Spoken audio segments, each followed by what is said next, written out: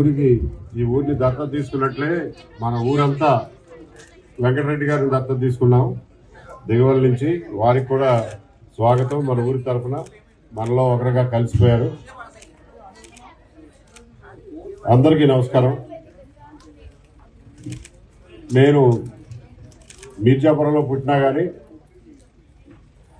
మీ ఎదురుగా కనిపించే గొడ్ల సావిడ ఉంది, అక్కడ ఉండేది ఒక చుట్టిల్లు. ఆ చుట్టింట్లో నాకు మొట్టమొదటిసారి ఊహ వచ్చింది.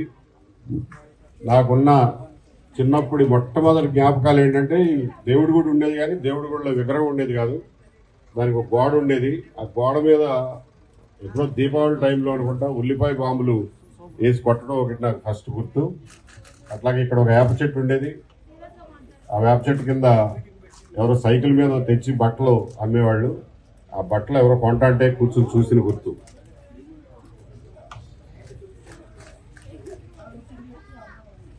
కాబట్టి నాకు ఊహ తెలిసిన తర్వాత ఇదే నా ఊరు, ఇప్పటికీ ఇదే నా ఊరు.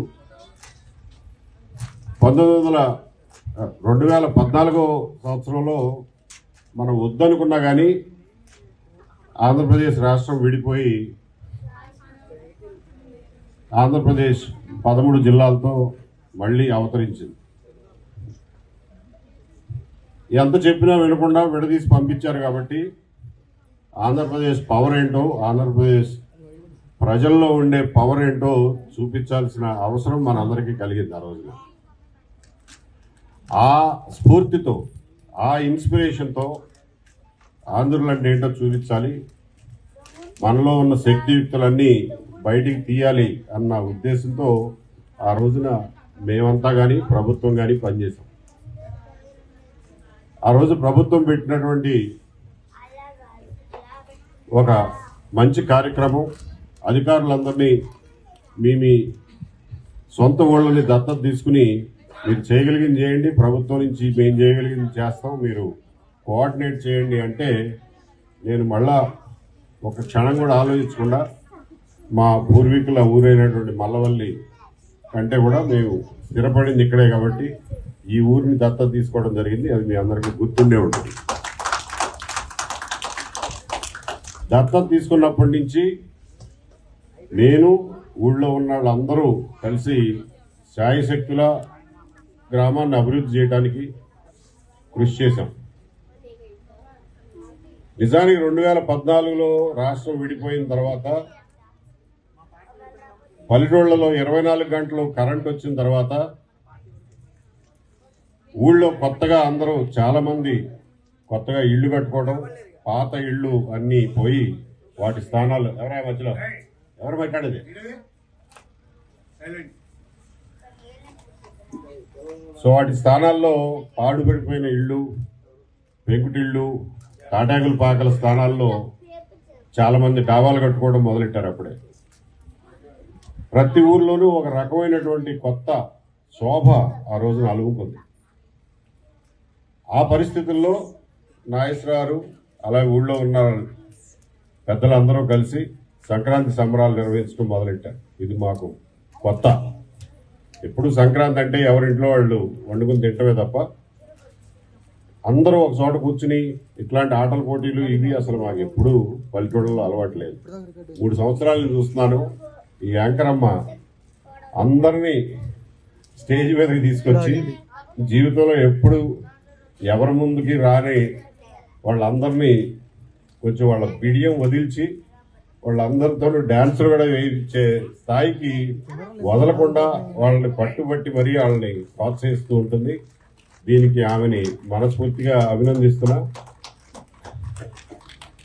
అందరూ కలిసి కూర్చున్నప్పుడు ఏదో ఒక యాక్టివిటీ ఉంటేనే దానికి కొంచెం అందం వస్తుంది. కాబట్టి ఇటువంటి కార్యక్రమాలు జరపడం చాలా సంతోషం. అలాగే ఎంఎస్ఆర్ గారు, సుధాకర్ నాయుడు గారు చాలా రోజుల నుంచి పరిచయం. వారు ఈ గ్రామం మీద శ్రద్ధగా 3 ఏళ్ల నుంచి ఈ కార్యక్రమాలను కొంతవరకు స్పాన్సర్ చేసి వీటికి ప్రచారం కల్పించడం కూడా మనందరూ సంతోషించదగ్గ విషయం. ఇప్పుడంటే వేరే పనుల మీద వెళ్ళిపోయారు కానీ భోజనాల దగ్గర చాలా మంది యువకులు కనబడ్డారు. యువకులే కాకుండా చిన్నపిల్లలు కూడా చాలా మంది ఊళ్ళో కనపడుతున్నారు. వీళ్ళందరినీ చూస్తే గ్రామాల్లో మళ్ళీ జీవం వచ్చినట్టు, మళ్ళీ ప్రాణం వచ్చినట్టు మన గ్రామంలో అనిపిస్తాం. మామూలు రోజుల్లో మనం తక్కువ మంది ఉన్నా కానీ మన వాళ్ళందరూ 4 చోట్ల ఉన్నా అవసరం వచ్చినప్పుడు, పండగ వచ్చినప్పుడు ఫోన్ చేస్తే వచ్చి పడిపోయే వాళ్ళు మనకు ఉన్నారు, మనకు బలం ఉంది, బలగం ఉంది అనే ఒక రీఅష్యూరెన్స్ మన అందరిలో కలుగుతాం.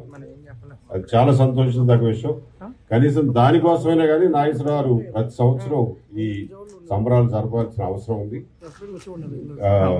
2-3 వద్దన్నా లేకపోతే పెదవి విరిచినా మిమ్మల్ని ఆట పట్టించడానికి అంటారే తప్ప, నాగేశ్వరరావు ఏదో ఆట పట్టించడానికి అంటారే తప్ప దాన్ని ఎక్కువగా మీరు లెక్క చేయాల్సిన అవసరం లేదు.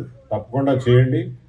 గ్రామంలో ఉండిపోయిన పెద్దవాళ్ళందరికీ కూడా చుట్టాలను చూసే అవకాశం కలుగుతుంది. పిల్లల్ని, ముఖ్యంగా పిల్లల్ని, మనవాళ్ళని, మనవరాళ్ళని చూసే అవకాశం కలుగుతుంది. ఇట్లాంటి కార్యక్రమం ఉంటేనే అందరూ తప్పకుండా పరిగెట్టుకుని ఊళ్ళోకి వచ్చే నిర్ణయం కూడా తీసుకుంటారు. లేకపోతే ఏం పోతామనే పద్దాగా రోడ్లన్నీ జామ్ అంట, ట్రాఫిక్ అంట, అదంట ఇదంట అని సాకులు ఎత్తుక్కోవడానికి ట్రై చేస్తారు. కాబట్టి తప్పకుండా ఈ కార్యక్రమం ఎల్లప్పటికీ జరుగుతూనే ఉందాం. మన ఊరిలో ఒక మంచి సంప్రదాయం నెలకొల్పినప్పుడు దాన్ని కంటిన్యూ చేయాల్సిన బాధ్యత కూడా మన మీదే ఉంది. ఇకపోతే ఇందాక నేను చెప్తున్నట్టుగా 2014 నుంచి గ్రామాల్లో, ఆంధ్రప్రదేశ్ గ్రామాల్లో ఒక కొత్త నూతన శోభ రావడం మన కళ్ళ ముందు మనమే చూసాం.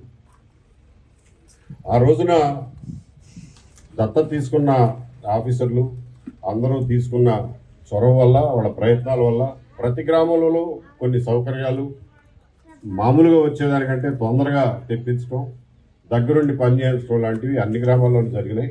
మన గ్రామంలో కూడా జరిగింది. ఎక్కడికి మనం పోనక్కర్లా. మన చుట్టుపక్కలే చూస్తే మన గ్రామంలో ఎల్ఈడి లైట్లు చాలా ఊళ్ళ కంటే మన ఊర్లో మొదటగా వచ్చినాయి. మొత్తం ఎల్ఈడి లైట్లు సిస్టమ్ మొత్తం ఒకేసారి మన ఊళ్ళో అరేంజ్ చేశారు. వారం రోజుల్లో పని పూర్తి చేసి అప్పచెప్పి వెళ్ళారు. అట్లాగే మనం సబ్స్టేషన్ కావాలనుకుంటే సబ్స్టేషన్ శాంక్షన్ చేశారు. అట్లాగే ఆ రోజులున్న పథకం ప్రకారం సిమెంట్ రోడ్లు వేయాలంటే ప్రతి గ్రామంలోనూ జనాభా లెక్కన ప్రతి ఊరికి ఇన్ని రోడ్లే వేస్తాం, ఇన్ని కిలోమీటర్లే వేస్తాం అని చెప్పి వాళ్ళకి ఒక లెక్క ఉంది. అయినా సరే మన ఊర్లో అప్పట్లో లోకేష్ గారు దానికి పంచాయతీరాజ్ మంత్రిగా ఉండేవారు. ఆయన వెళ్ళి మా ఊరు సార్ రిక్వెస్ట్ చేస్తే ఆయన ఉదారంగా మన ఊరు మొత్తానికి ఒకేసారి సిమెంట్ రోడ్లు శాంక్షన్ చేశారు. ఆ సిమెంట్ రోడ్లని 2-3 కాంట్రాక్టర్లకి పనులు విడగొట్టి అప్పచెప్తే ఒక కాంట్రాక్టర్ ముందు పూర్తి చేశాడు, రెండో కాంట్రాక్టర్ సగం చేశాడు, మూడో ఆయన మొదలు పెట్టకుండానే ఇంతలోకి ఎలక్షన్లు వచ్చినాయి. అట్లాగే ఊరు మొత్తం దాదాపు 330 మరుగుదొడ్లు అడిగిన వాళ్ళకి కాదనకుండా అందరికీ శాంక్షన్ చేసి దగ్గరుండి మేస్త్రీలు కుదిర్చి సిమెంటు చౌకగా ఇబ్రహీంపట్నం నుంచి తెప్పించి ఇసుక తెప్పించి అన్ని ఏర్పాట్లు చేసి త్వరగా అందరూ మరుగుదొడ్లు కట్టుకునే ఏర్పాట్లు చేశాం. వాటిని ఎంతమంది ఉపయోగించుకుంటున్నారో నాకు తెలియదు కానీ కొంచెం చాలా మంది దగ్గర కట్టుకోవడానికి స్థలం కూడా లేదు. దానికి మనం ఏమి చేయలేకపోయాం. ఆ రోజున కొంతమందికి ఇళ్ల పట్టాలు కూడా చూపించి ఇప్పించాం అంత స్థలం లేని వాళ్ళకి. అలా అంతేకాకుండా ఊళ్ళో పాత కేసుల్లో అనవసరంగా కోర్టుల చుట్టూ తిరిగే వాళ్ళందరినీ ఐడెంటిఫై చేసి వాళ్ళందరి మీద ఉన్న కేసుల్ని లోక్ అదాలత్లో పెట్టి కాంప్రమైజ్ చేయించి పెద్దగా కోర్టులకు తిరగకుండా అవన్నీ క్లోజ్ చేయించాం. అట్లాగే ఊళ్ళో ఏ సర్వే సమస్యలు లేకుండా సర్వే పెండింగ్ ఉన్నాయి అన్నిటినీ, సర్వే ప్రాబ్లమ్స్ అన్నిటినీ సర్వేలు రప్పించి ఏమేమి ఉంటే అన్నీ ఒకసారి కొలిపించుకోండి అని చెప్పి సర్వే ప్రాబ్లమ్స్ అన్నీ సాల్వ్ చేయించాం. ఇవన్నీ పార్టీలు చూడకుండా ఏమి చూడకుండా గ్రామంలో అందరికీ సంతోషంగా ఉండాలి. ఈ సమస్యలన్నింటినీ అధిగమిస్తే మనం అసలైన పని చేసుకోవచ్చు. ఇటువంటి వాటి గురించి రోజు వరి అవుతూ ఉండకూడదు అన్న ఉద్దేశంతో ఆ రోజు చేశాం. అలాగే అయ్యన్న పాత్రుడు గారు అప్పట్లో మినిస్టర్, ఆర్ఎండ్బి మినిస్టర్గా ఉండేవాళ్ళు. ఆయన్ని బతిమాలి ఇక్కడి నుంచి అన్నవరం రోడ్డు, అలాగే మాలపల్లి మీదుగా సింహాద్రిపురం రోడ్డు, అలాగే ఇటు నుంచి పోతిరెడ్డిపల్లి రోడ్డు రెన్యూ చేయించడం, ఇవన్నీ చేయించాం. Malapalli road Simhadripuram connectivity road అయితే అసలు నడవడానికి కూడా వీలు లేకుండా ఉండే పరిస్థితుల నుంచి ఈ రోజున చక్కటి రోడ్డు తయారైంది. అదే గోగులంపాడు రోడ్డు కూడా అప్పుడే శాంక్షన్ చేయించి దానికి కొంతవరకు ఫండ్స్ రిలీజ్ చేయించాం, అది దాదాపు పూర్తిగా వస్తాం. ఇవన్నీ చేసిన క్షణంలో, ఇవన్నీ చేసి ఒక స్థాయికి వస్తున్నాం అనుకున్న టైంలో ఎలక్షన్లు వచ్చినాయి. ఎలక్షన్లు వచ్చి ప్రభుత్వం మారింది. ఆ తర్వాత ఏం జరిగిందో మీ అందరికీ గుర్తుంది. 5 సంవత్సరాల్లో ఒక్క అంగుళం కూడా, ఒక్క రోడ్డు కూడా, ఒక్క అసంపూర్తిగా మిగిలిపోయిన పని కూడా, ఒక్క అంగుళం కూడా ముందుకు కదల్లా. మీరు అందరూ చూశారు. వీధి లైట్లు మాడిపోతే మార్పిచ్చే దిక్కు లేకుండా అటువంటి అంధకారమైనటువంటి ప్రభుత్వంలో 5 సంవత్సరాలు బతికాం. నాకేదో కష్టం వచ్చిందని కాదు, నా కష్టాన్ని నేను ఎదుర్కోగలను, నా సమస్యలు నేను ఎదుర్కోగలను. గ్రామాల్లో అప్పటి వరకు ఉన్నటువంటి వెలుగు ఒక్కసారి ఏదో మబ్బులు పెట్టినట్టు, చీకటి కమ్మినట్టుగా 5 సంవత్సరాలు మనం గడపటం మనం చూసాం. నేను ఊళ్ళోకి వచ్చినప్పుడు చాలా మంది అడిగేవాళ్ళు, బాబు ఈ రోడ్డు సగంలో ఆపేశారు, ఇది ఎయిరా, ఎప్పటికీ పూర్తి చేయరా అని. మీరు ఎన్నుకున్న ప్రభుత్వం పోయి మీ ప్రభుత్వాన్ని అడగండి, నేను చెప్తే వినేవాడు ఎవడున్నాడు ఈ రోజున అని చెప్పి వాళ్ళకి సమాధానం చెప్పేవాడు. ఎంత దుర్మార్గంగా చేశారంటే, ఎలక్షన్లు ఇంకో 2 నెలలు 3 నెలలు టైం ఉందనగా జేసీబీతో మాలపల్లి సింహాద్రిపురం రోడ్డు వర్క్ జరుగుతుంటే, సిమెంట్ రోడ్డు వర్క్ జరుగుతుంటే పోలీస్ స్టేషన్లో కంప్లైంట్లు పెట్టి పనులు ఆపించి జేసీబీని సీజ్ చేపించి పెట్టిన దుర్మార్గం ఆ రోజున జరిగింది. అదే దుర్మార్గం ఈ 5 సంవత్సరాలు కంటిన్యూ అయింది. దానివల్ల మనం ఎన్ని ఇబ్బందులు అనుభవించామో, ఎంత దుర్మార్గాన్ని మనం ఎదుర్కోవాల్సి వచ్చిందో మీ అందరికీ గుర్తుండే ఉంటుంది. ఇదంతా ఎందుకు చెప్తున్నారంటే, మంచికి చెడుకి తేడా తెలుసుకున్నాడు మనం మనుషులమే కాదు. మేలు చేసిన వాడికి, కీడు చేసిన వాడికి తేడా తెలుసుకున్నాడు మన మనుషుల కింద ఎవరు గుర్తించు. 5 సంవత్సరాల కిందట జరిగినటువంటి సర్వే పొరపాట్లు, లేకపోతే భూముల విలువ వాల్యుయేషన్లో రిజిస్ట్రార్ ఆఫీసులో జరిగిన పొరపాట్లన్నీ ఇవాళ మళ్ళీ ఎన్నిసార్లు అప్పుడు స్పందనలో పెట్టినా కానీ సమస్య పరిష్కారం కాక, ఈ రోజున పిటిషన్ పెడితే సర్వేయర్ వచ్చారు, ఎంఆర్ఓ వచ్చాడు, జాయింట్ కలెక్టర్ దగ్గర మీటింగ్ జరిగింది, వాటన్నింటినీ మారుస్తామని చెప్పి హామీ ఇచ్చారు. అవన్నీ జరుగుతాయి. మళ్ళీ అప్పట్లో ఆగిపోయినటువంటి సిమెంట్ రోడ్ల పనులు ఇప్పుడు మళ్ళీ మొదలెడుతున్నారు. గత 5 సంవత్సరాల్లో దారులు ఎంత దారుణంగా తయారైనాయో మనం అందరం అనుభవించాం. ఇక్కడి నుంచి నూజివీడు వెళ్ళాలంటే ఎప్పుడు 20 నిమిషాలు పట్టేది, 40 నిమిషాలు 30 గంట పట్టేది. ఈ మధ్యన టేకప్ చేసిన రిపేర్ల వల్ల కనీసం ఇక్కడి నుంచి పోదిరెడ్డిపల్లి వరకు రోడ్లు బాగైనాయి. పోదిరెడ్డిపల్లి నుంచి నూజివీడు వరకు రోడ్డు బాగు చేయాల్సింది ఇంకా మిగిలిపోయింది. మన కళ్ళెదురుగా కనిపిస్తున్నాయి ఇవన్నీ. నేను ఎక్కడో రాష్ట్రంలో ఎక్కడో జరిగింది, నేనేమి వివేకానంద రెడ్డి మర్డర్ కేసు గురించో వాటి గురించో మాట్లాడలా. మన కళ్ళెదురు జరిగిన వాటిని కూడా మనం గమనించలేకపోతే, కళ్ళు మూసుకుని పోయి ఒక దుర్మార్గమైన పార్టీని, ఒక దుర్మార్గమైన ప్రభుత్వాన్ని, ఒక దుర్మార్గమైన నాయకత్వాన్ని మనం ప్రోత్సహిస్తే, దాని తరఫున నిలబడితే మన చూసి మిగిలిన వాళ్ళు ఏమనుకుంటారో అనే సిగ్గుపడాల్సినటువంటి అవసరం ఉంది. కాబట్టి నేను గ్రామస్తులందరికీ విజ్ఞప్తి చేసేది ఏంటంటే, మంచి చెడుకు తేడా తెలుసుకోవాలి, అందరం ఐకమత్యంగా ఉండాలి, అందరం ఒక తాటి మీద నడవాలి. మంచి జరిగిన దాన్ని మంచి అనాలి, చెడు జరిగిన దాన్ని చెడు అనాలి. ఎవడైనా తప్పు చేస్తే నిలదీయాలి. ఆ ధైర్యం మనలో రావాలంటే మన అందరం కలిసికట్టుగా ఉండాలి. అంతే తప్ప ఆడ అవతలైపు ఉన్నాడు కాబట్టి నేను యువతలైపు ఉంటాననే మొండితనాలు, మొండి పట్టుదలలు, పాత రోజుల నాటి రాజకీయాలు చేస్తే గ్రామం అభివృద్ధికి ఆటంకం జరుగుతుందే తప్ప వ్యక్తులుగా మనకు ఎవరికి వెంట్రుకు కూడా ఊడదు అని చెప్పి మనం చేసుకుంటున్నాం. వ్యక్తులుగా మనకు ఎవరికి నష్టం ఉండదు. ఒక గ్రామంగా, ఒక జిల్లాగా, ఒక సమాజంగా, ఒక రాష్ట్రంగా మనకు నష్టం జరుగుతుంది. ఇవన్నీ ఎందుకు గుర్తు చేస్తున్నానంటే, గత 5 సంవత్సరాల్లో జరిగిన పొరపాట్లన్నీ సరి చేసుకోవాల్సినటువంటి అవసరం ఉంది. అటువంటి దుర్మార్గం మళ్ళీ మన రాష్ట్రం మీదకి రాకుండా, మన సమాజం మీదకి రాకుండా, మన ఊళ్ళ మీదకి రాకుండా, రెండు చేతులు అడ్డం పెట్టి కాపాడుకోవాల్సిన బాధ్యత మన అందరి మీద ఉందని చెప్పి మీ అందరికీ ఒకసారి గుర్తు చేస్తున్నాను. అలాగే 2014 నుంచి కూడా నేను ఒకటే మాట చెప్తా వచ్చా, ఈ వేదిక మీద కూడా 1-2 సార్లు చెప్పిన గుర్తుంది. అదేంటంటే మన అందరం పల్లెటూళ్ళు ఖాళీ అయిపోతున్నాయి, ఇక్కడ ఉన్న పిల్లలకు కూడా ఉద్యోగాలు దొరకట్లేదు, లేబర్కి కూడా ఉద్యోగాలు దొరకట్లేదు, అందరూ వ్యవసాయాలు మార్చేసి ఏదో ఒక తోటలు వేసుకుని డ్రిప్ పడేసి ఇంట్లో పడుకుంటున్నారు, దాంతో పనులు కూడా తగ్గిపోయినాయి అనేటటువంటి పరిస్థితి ఈరోజు ప్రతి గ్రామంలోనూ ఉంది, మన గ్రామంలో కూడా. దానికి ఒకటే సొల్యూషన్ ఏంటంటే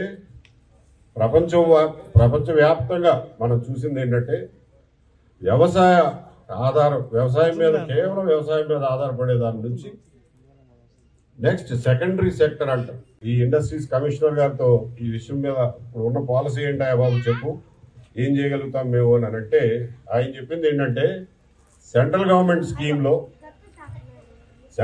దగ్గర ఒక స్కీమ్ ఉంది.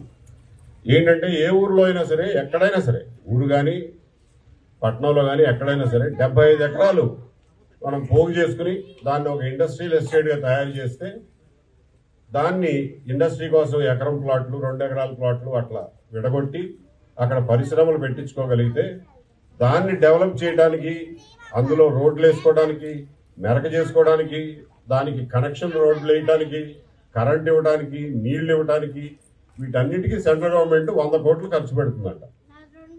75 ఎకరాల ఇండస్ట్రియల్ పార్క్కి 100 కోట్లు సబ్సిడీగా ఖర్చు పెడుతుంది. అందులో మనం మన ఇష్టం వచ్చిన వాళ్ళకి అమ్ముకోవచ్చు, మన ఇష్టం వచ్చిన వాళ్ళకి ఇండస్ట్రీలు పెట్టడానికి మనం ఇవ్వచ్చు. దీన్ని 50 ఎకరాలకి తగ్గించమని చెప్పి స్టేట్ గవర్నమెంట్లు కేంద్ర ప్రభుత్వాన్ని కోరుతున్నాయి. వాళ్ళు ఒప్పుకుంటారనే రాష్ట్ర ప్రభుత్వం అనుకుంటుంది. వాళ్ళు ఒప్పుకుంటే ఒక 50 ఎకరాల్లో ఇండస్ట్రియల్ ఎస్టేట్ పెట్టచ్చు. నేను ఇది ఈ సందర్భంగా ఎందుకు చెప్తున్నానంటే ఈ రోజున మన కుర్రాళ్ళు అందరూ వేరు వేరు చోట్ల నుంచి, హైదరాబాద్ నుంచి, బెంగళూరు నుంచి వచ్చారు. మన వైఎస్ ప్రసాద్ లాంటి వాళ్ళు కానీ, కోనేరు ప్రసాద్ లాంటి వాళ్ళు కానీ, యేసుబాబు గారు లాంటి వాళ్ళు కానీ నలుగురిలో తిరిగే మనుషులు, హైదరాబాద్ లాంటి చోట్ల తిరిగే మనుషులు. కాబట్టి ఈ విషయం మీద మీరు ఆలోచన చేయాలని నేను కోరుతున్నాను. మన ఊళ్ళో మనం ఒక 50 ఎకరాలు పోగు చేసి అన్ని ఒక జాగ్రఫికల్గా అన్ని ఒకదానికొకటి ఆనుకుని ఉండాలి. ఇక్కడ ఒక ముక్క అక్కడ ఒక ముక్క ఉంటే కుదరదు. 50 ఎకరాలు కనుక మనం పోగు చేసి దాన్ని ఇండస్ట్రియల్ పార్క్ ఆ స్కీమ్ కింద మనం వెళ్తే 100 కోట్లు కాబట్టి 70 కోట్లు పెడతాడు దాన్ని డెవలప్ చేయడానికి. అలాగే వైఎస్ ప్రసాద్ లాంటి వాళ్ళు ఎక్కడి నుంచైనా ఇండస్ట్రియలిస్టుల్ని ఎంపిక చేసి ఇక్కడ పరిశ్రమలు పెట్టించడానికి కనుక వాళ్ళు తీసుకొస్తే మన గ్రామస్తులుగా మనం వాళ్ళందరికీ సహకరిద్దాం. అందులోనే వాళ్ళు ఇండస్ట్రీ పెట్టుకుంటారు, వర్కర్స్కి క్వార్టర్స్ కట్టుకుంటారు, వాళ్ళ స్టాఫ్కి క్వార్టర్స్ కట్టుకుంటారు. ఆ వర్కర్స్కి స్టాఫ్కి కావాల్సినట్టుగా ఒక స్కూల్ వస్తుంది, ఇంకా కొత్త స్కూల్ వస్తుంది, దానికి తగినట్లుగా చిన్న చిన్న షాపులు వస్తాయి. ఆ రకంగా గ్రామం ఒక సెమీ అర్బన్ సెంటర్గా మారడానికి అవకాశం ఉంటుంది. మనం చూస్తున్నాం ఇక్కడ కోత మిషన్ పెట్టడంతో ఊరు రూపురేఖలే మారిపోయాయి. కోత మిషన్ పెట్టక ముందు ఊరు ఎట్లా ఉండేదో, కోత మిషన్ పెట్టిన తర్వాత ఊరు ఎట్లా ఉందో మనం ఒకసారి గుర్తు తెచ్చుకోండి. అంటే అంత చిన్న యాక్టివిటీతో కూడా ఊరు షేప్ మారిపోతుంది. 50 ఎకరాల్లో ఒక 25-30 ఇండస్ట్రీలు వస్తే ఊరు స్వభావం ఎట్లా ఉంటుందో మీరు ఊహించుకోవచ్చు. మన పిల్లలు కానీ మనవాళ్ళు కానీ బెంగళూరు నుంచి, హైదరాబాద్ నుంచి వెనక్కి వచ్చి మనతో ఉండే అవకాశం ఆ రకంగా మనందరికీ దొరుకుతుంది. ఆ అవకాశాన్ని ఉపయోగించుకోవడానికి మనమే మొట్టమొదటిసారిగా ప్రయోగాత్మకంగా మన ఊరిని ఎంచుకుని చేద్దామని చెప్పి మీ అందరికీ ప్రపోజల్ పెడుతున్నాను. అందరూ ఆలోచించి అది వీలు పడితే సాధ్యపడిన పక్షంలో చేద్దాం. మీరు అనుకునే 50 ఎకరాల్లో మాకున్న పొలం ఎంత కావాలో, ఎంత జరుగుతే అంత ఇవ్వడానికి మేము పూర్తిగా సిద్ధంగా ఉన్నాం. దానికి మాకు ఎటువంటి అభ్యంతరం లేదు. నేను మొదలు పెడితే నేను నా స్వార్థం కోసం చేస్తాను అనుకుంటారు కాబట్టి నేను మొదలు పెట్టను. ఊళ్ళో వాళ్ళు అందరూ కలిసి కూర్చుని మొదలు పెట్టండి, మా పొలం ఎంత కావాలో చెప్పండి, అంతా దానికి రాసిచ్చారు. ఈ రకంగా మనం గ్రామాలని మార్చుకోవడానికి, గ్రామాల్లో పరిస్థితులు మార్చుకోవడానికి కలిసికట్టుగా ప్రయత్నం చేద్దాం. రాజకీయంగా కూడా అందరం కలిసికట్టుగా ఒక తాటి మీద నిలబడదామని చెప్పి మీ అందరికీ పిలిపిస్తూ ఈ సంక్రాంతి సంబరాలు ఎప్పటికీ ఆగిపోకుండా ప్రతి సంవత్సరం ఇలాగే చేసుకుందాం, ఇలాగే చేసుకోవాలని చెప్పి మీ అందరికీ పిలుపునిస్తూ ఈరోజు పార్టిసిపేట్ చేసిన పిల్లలు, పెద్దలు, బయట నుంచి వచ్చిన వాళ్ళందరికీ ఊరి తరఫున శుభాకాంక్షలు తెలియజేస్తూ సెలవు తీసుకుంటాను. జై హింద్.